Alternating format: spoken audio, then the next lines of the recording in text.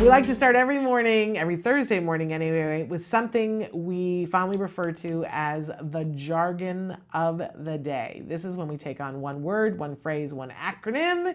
And first of all, we give you an actual definition, and I love to make fun of that because often they don't make any sense. And then we give you a working definition, which is meant to not be exact, but to help you to begin to understand how is this term useful to you, right? Okay, today's term is BCBA. Don't you love it when we go to alphabet land?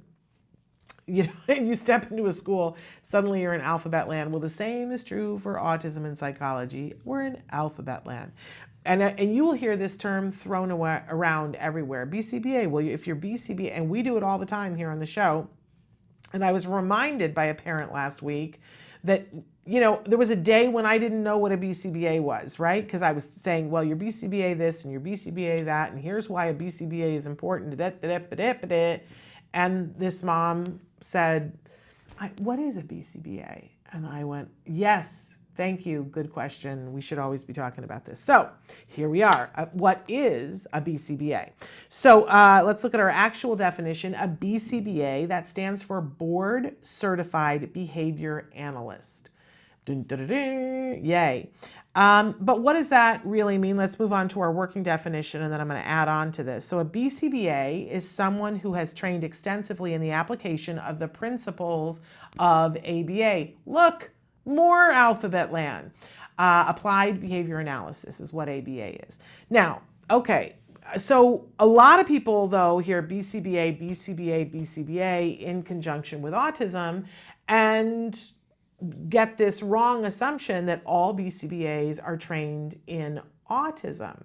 But look at our definition here. It's someone who has trained extensively in the application of the principles of ABA.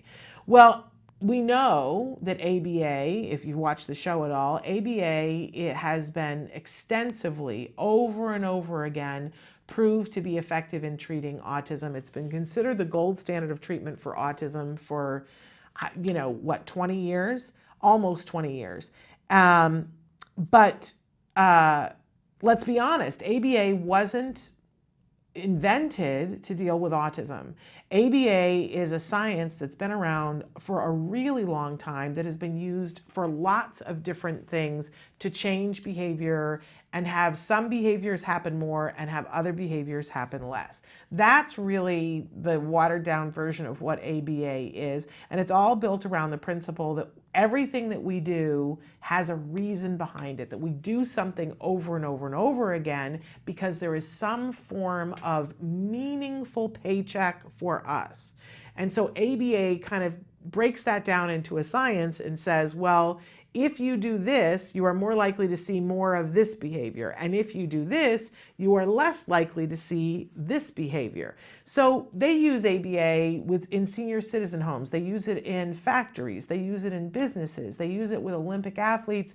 They use it all over the place. And when you have studied to a certain amount, and there is licensure that comes with being a BCBA, there is an actual licensing agent that helps to maintain that you sit for an exam and then you have to maintain your continuing education and you have a license and there are ethical standards that you have to uphold around the principles of ABA, and the BACB monitors that. So you can't have a license in good standing unless you've learned a certain amount and you're upkeeping it, right? But it doesn't mean that you don't know about autism.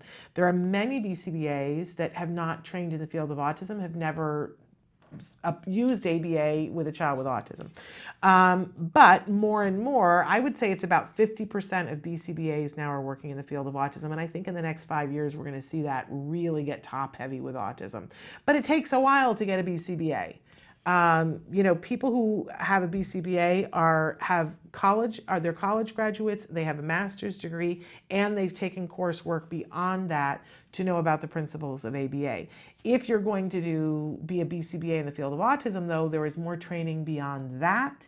There are a certain number of hours that you have to work with children to be able, you know, to do that. So BCBA is a really important thing for us to talk about, because one of the studies that CARD has done that has been very meaningful to a lot of us, last year, and I don't even know that this study has been published yet, but we've been talking about it here on the show with the people who did the study, that we've always been looking for why in some cases is ABA much more effective with some kids on the autism spectrum where they just fly.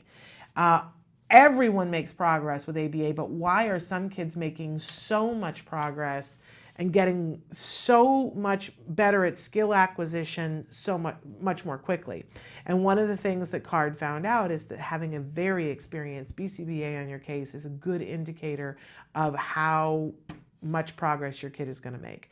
I don't think that that's shocking to any of us, because really I think of these as the architects of they design the program. So in other words, we know there, especially at CARD, there's this curriculum that's featured in skills with all of the lessons that have been scientifically proven to, fill those gaps, get those skill acquisitions, reduce other behaviors. But again, why are some kids learning more than others? Well, doing them in the right order for the right kid, because we know it's not autism, we know it's autisms. And each child is individual on their own, but there are clusters of kids that we see now. And I see really experienced BCBAs who look at a child and say, oh, I see, that this child can't do X, Y, and Z. I remember treating a child that was like this before, and the sequence that we did was this, and it worked. Let's try it with this child. And they've seen time and time again that that's what's really effective.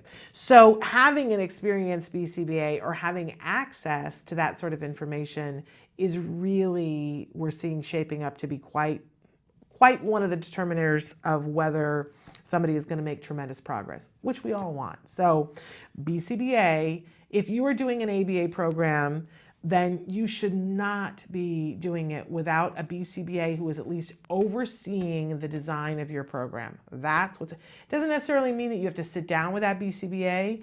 They need to occasionally observe your child, but we've seen that they can do that via Skype, other ways, but they need to be the person who's crafting the path, because the path is going to be different for all of our kids, and the path is super duper important.